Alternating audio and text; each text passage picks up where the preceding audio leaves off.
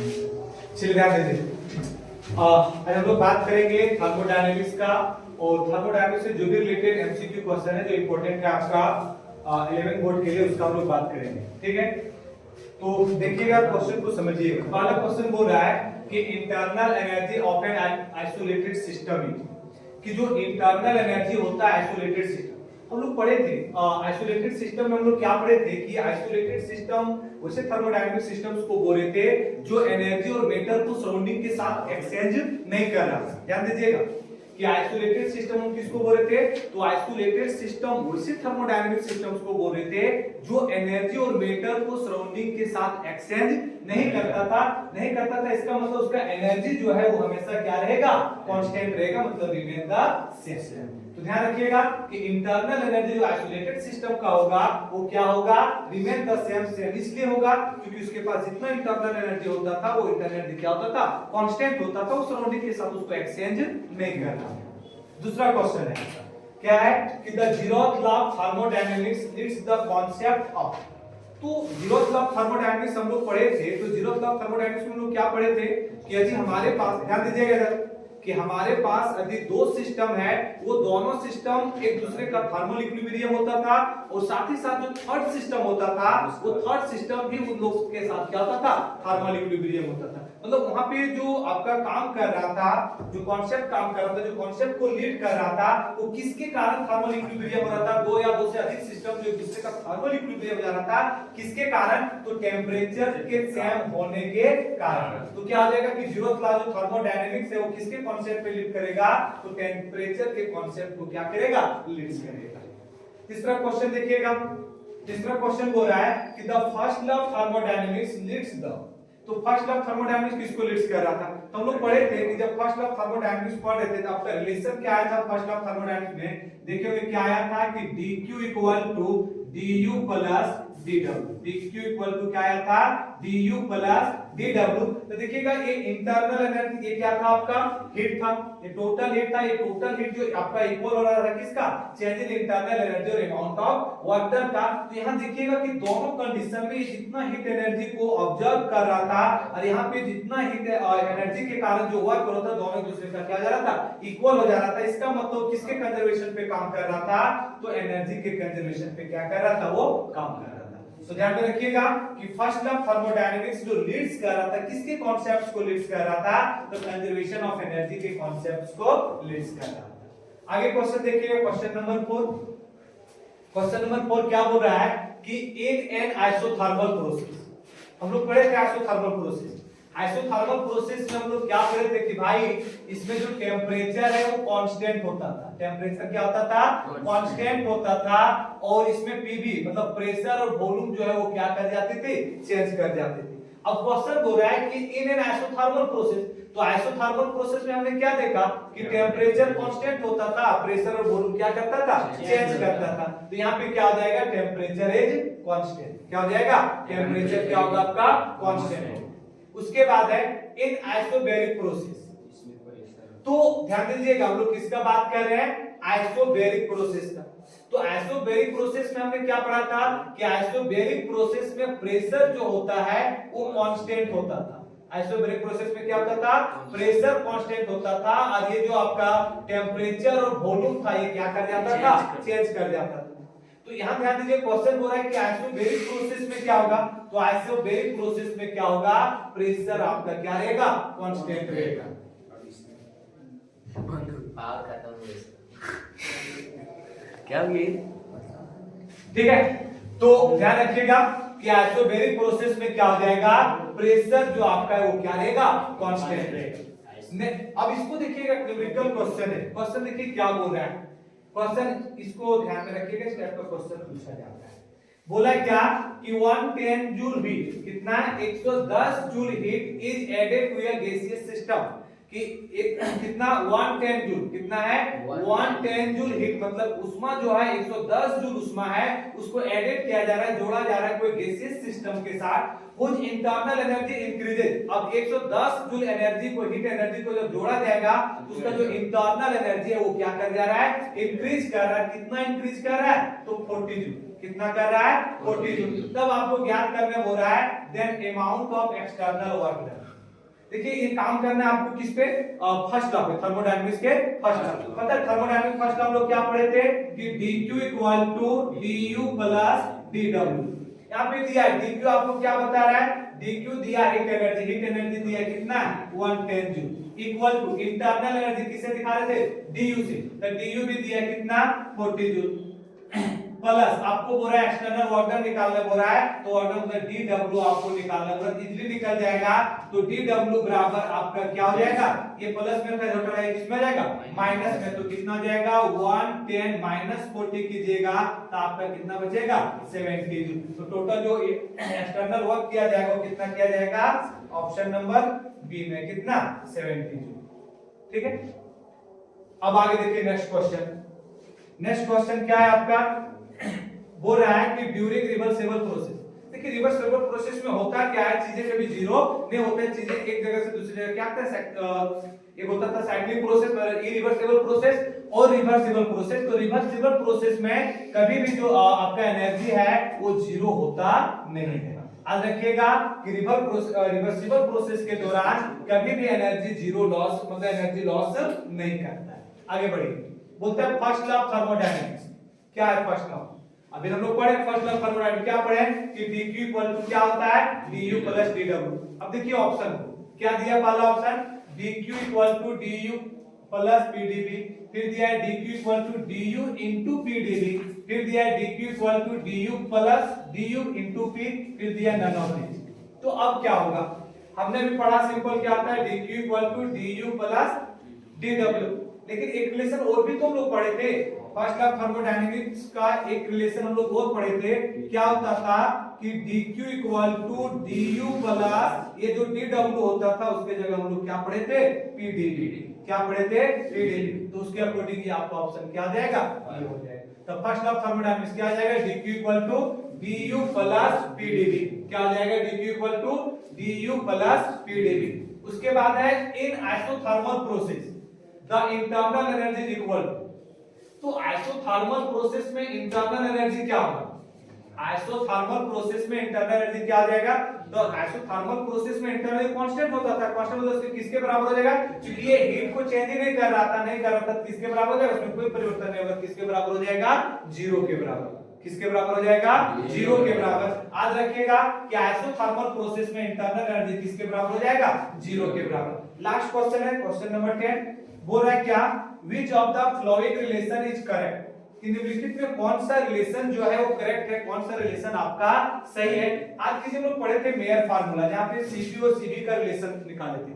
पता है Cp और Cv का रिलेशन क्या निकाले थे हम लोग, याद होगा आप लोग को, तो पढ़े थे कि Cp equal to Cv plus R आया हुआ था, Cp इक्वल टू क्या था, Cp equal to Cv plus R। आप तो इसी को जब आप ऑपरेट किए थे तो आया था Cp minus Cv equal to R, इसी को आप मेयर फार्मूला बोल रहे थे, इसी को क्या बोल रहे थे मेयर फार्मूला। अब बोल रहे कि कौन सा रिलेशन सही होगा, कि Cp बराबर Cv है, तो Cp बराबर Cv हो रहा है क्या, नहीं होगा, कैसे होगा, Cp बराबर Cv नहीं होगा, क्योंकि ये Cp और Cp के बराबर Cv कब होगा, जब उसमें हम लोग प्लस क्या कर रहे हैं R कर रहे हैं, तो यहाँ R है क्या, नहीं, ये रिलेशन आपका सही होगा क्या, नहीं सही होगा। दूसरा बोल रहा है Cp जो है वो लेस देन होगा Cv से, Cp जो है वो लेस देन होगा Cv से, मतलब Cp छोटा होगा Cv से, नहीं, क्योंकि Cp इक्वल है किसका, Cv प्लस R, ये दोनों मिलके इसके बराबर हो रहा है, इसका मतलब केवल इसके अकॉर्डिंग ये क्या हो जाएगा, बड़ा हो जाएगा, तो ये भी रिलेशन आपका क्या आ जाएगा, गलत हो जाएगा।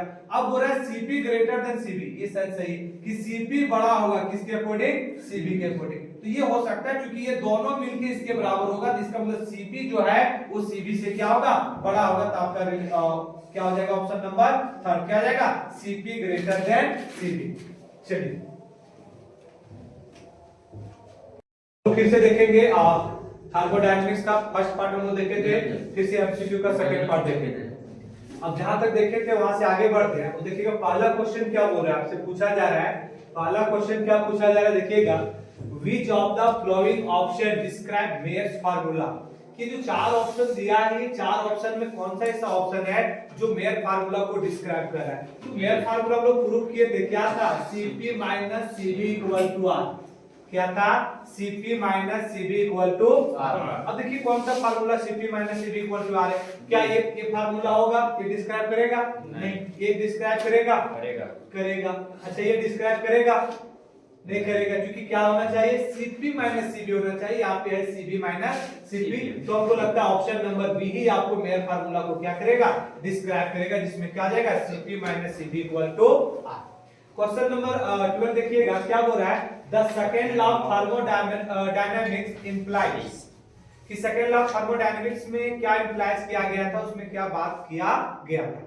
देखिएगा सेकंड लॉ ऑफ थर्मोडायनामिक्स का हम लोग सिग्निफिकेंस पढ़े थे, और सिग्निफिकेंस में हम लोग ये पढ़े थे कि कोई भी हीट इंजन जो होता है, कोई भी हीट इंजन जो होता है उसका एफिशिएंसी 100% नहीं होता है, और किसी भी हीट इंजन का तो किसी भी जो हीट पंप था उसका जो कोएफिशिएंट ऑफ परफॉर्मेंस होता है वो भी 100% नहीं होता है। अब क्वेश्चन बोल रहा है कि the second law of thermodynamics implies, क्या पहला ऑप्शन बोल रहा है whole of the heat can be converted into mechanical energy, तो सेकंड लॉ हम लोग नहीं पढ़े, ये हम लोग नहीं पढ़े थे कि पूरी जो हीट है उसको आप आंतरिक ऊर्जा में कन्वर्ट कर सकते हैं, ये हम लोग वहां नहीं पढ़े थे। उसके बाद पढ़े थे कि दूसरा क्या ऑप्शन बोल रहा है no heat engine can be 100% efficiency, ये बात हम लोग सेकंड लॉ सिग्निफिकेंट में हम लोग थर्मोडायनामिक्स का सिग्निफिकेंट जब सेकंड लॉ का पढ़े थे तो ये बात हम लोग वहां पढ़े थे, चर्चा किए थे कि किसी भी हीट इंजन का जो एफिशिएंसी है वो 100% नहीं होता है, तो ये शायद इसको हो सकता है, आगे देखते हैं हम लोग फिर कि every heat engine has an efficiency of 100%, ये तो कदापि नहीं होगा, ये कभी नहीं हो सकता है कि किसी भी हीट इंजन का एफिशिएंसी जो 100% नहीं होगा। ये कार्नोट हीट इंजन में आप पढ़े होंगे, हीट इंजन में पढ़े होंगे, तो थर्मोडायनामिक्स का जो भी हम लोग सिग्निफिकेंट पढ़े थे वहां यही बात हम लोग पढ़े थे कि कोएफिशिएंट ऑफ परफॉर्मेंस रहे तो एफिशिएंसी रहे हीट इंजन का वो कभी भी 100% नहीं हो सकता है। उसके अकॉर्डिंग आपका जो रिजल्ट हो जाएगा वो क्या हो जाएगा, ऑप्शन नंबर बी हो जाएगा, जिसमें क्या बोला जा रहा है कि no heat engine can be 100% efficient, ठीक है। तीसरा बोल रहा है 13 नंबर क्वेश्चन क्या बोल रहा है कि isothermal equation of an ideal gas, तो आइसोथर्मल इक्वेशन में वॉल्यूम और प्रेशर आपका चेंज करता था, और वो पीवी जो था वो आइडियल गैस इक्वेशन में देखिएगा पीवी किसके बराबर हो जाता था, कांस्टेंट के बराबर, किसके बराबर हो जाएगा, पीवी इक्वल टू कांस्टेंट, तो आपका आइसोथर्मल इक्वेशन जो आइडियल गैस का होगा क्या आ जाएगा, पीवी इक्वल टू कांस्टेंट। इसी को हम लोग जो ऑपरेट करके जब दो सिस्टम में लिए थे क्या आया था, pv1 इक्वल टू क्या आया था, p2v2, तो यहाँ p2v2 कांस्टेंट लेक्चर है तो pv इक्वल टू क्या आ जाएगा, कांस्टेंट हो जाएगा। 14 नंबर क्या बोल रहा है, रिवर्सिबल प्रोसेस टेक प्लेस, तो रिवर्सिबल प्रोसेस जो होता है आपको पता है कि बहुत स्लो काम करता है, इसका प्रोसेस जो होता है काम करने का क्या होता है, वेरी स्लो होता है, बहुत धीरे धीरे काम करता है, जिसका रिजल्ट आपका क्या जाएगा, वेरी स्लो। ये क्वेश्चन को देखिएगा, न्यूमेरिकल टाइप का क्वेश्चन है, क्या बोल रहा है कि if a gas is compressed at adiabatically by doing work, तो बाय डूइंग वर्क कर रहा है मतलब जो dw आपका हो जाएगा वो माइनस में होगा, बाय होगा तो माइनस कितना दिया है 150 जूल, कितना दिया हुआ है 150 जूल।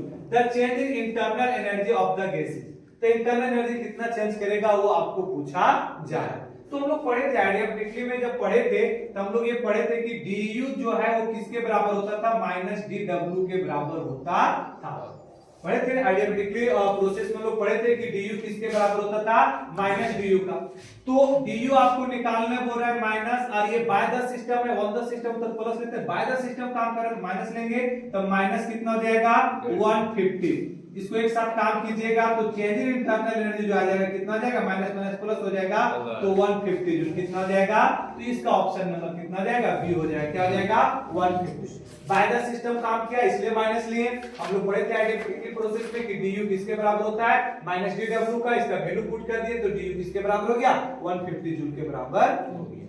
चलिए आगे क्वेश्चन नंबर 16 देखिए क्या बोल रहा है, heat can not be itself, बोल रहा है heat can not be itself flow from your body at lower temperature to your body at high temperature is, क्या बोल रहा है, is a statement as a consequence of, ये किसका statement है, ये कॉन्सिक्वेंस जो स्टेटमेंट दिया गया है वो किनके द्वारा दिया गया था, किन चीज के बारे में बात कर रहा था, ये किनका स्टेटमेंट है वही आपसे पूछा जा रहा है, जिसमें बोला जा रहा है कि ये कभी भी संभव नहीं कि हीट लगातार फ्लो करे एक लोअर टेम्परेचर से हायर टेम्परेचर, अब एक लोअर टेम्परेचर बॉडी से हायर टेम्परेचर बॉडी की ओर, ये किसको कॉन्सिक्वेंट कर रहा है, ये आपसे पूछा जा रहा है। तो पूछा जा रहा है, पहला स्टेटमेंट बोला है कि कंजर्वेशन ऑफ मास की बात कर रहा है, यहाँ कंजर्वेशन ऑफ मास की कोई बात ही नहीं कर रहा। फिर बोल रहा है कंजर्वेशन ऑफ मोमेंटम की, इसका भी बात नहीं हो रहा है। फिर बोलते हैं फर्स्ट लॉ थर्मोडायनामिक्स, तो फर्स्ट लॉ थर्मोडायनामिक्स हम लोग पढ़े थे, क्या फर्स्ट लॉ थर्मोडायनामिक्स क्या पढ़े थे कि हमारे पास टोटल हीट जो सिस्टम के द्वारा ऑब्जर्व किया जा रहा था वो इक्वल होता था किसका, चेंज इन इंटरनल एनर्जी और अमाउंट ऑफ ऑर्डर का।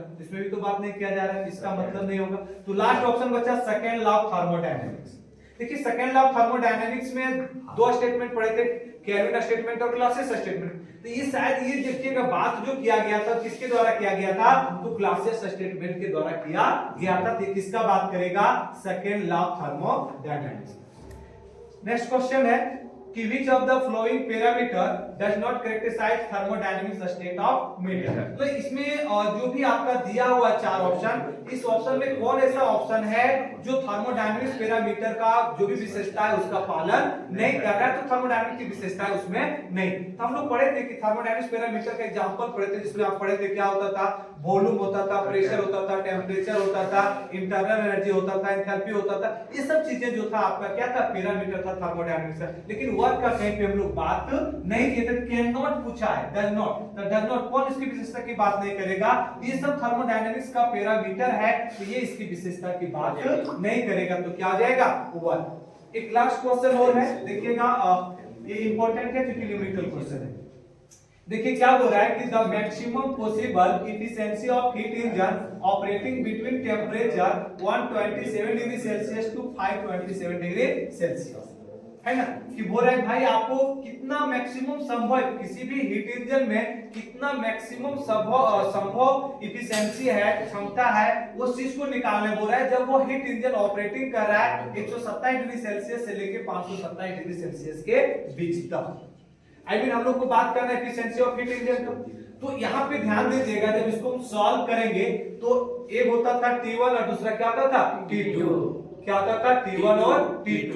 तो T1 किसको बोलते थे, जिसका हीट क्या होता था, अधिक होता था, जिसको हम लोग क्या बोलते थे, सोर्स बोलते थे। जिसका कम होता था हीट उसको बोलते थे क्या, T2, जिसको हम लोग यहाँ क्या बोलते थे, सिंक बोलते थे। तो T1 जो है वो कितना दिया है, 527, कितना दिया, 527 डिग्री सेल्सियस। इसको आपको केल्विन में बदलना पड़ेगा, किसमें बदलिएगा, केल्विन में। केल्विन बदलने के लिए कितना ऐड करना पड़ेगा, 273। तो पूरी कितना आ जाएगा, 800 केल्विन। उसी प्रकार T2, तो T2 कितना दिया है, 127 डिग्री सेल्सियस। इसको केल्विन बदलिएगा, 273 जोड़िएगा, ये पूरा आ जाएगा कितना, 400। कितना आ जाएगा, 400 केल्विन। आपको निकालने बोल रहा है क्या, इफिशिएंसी।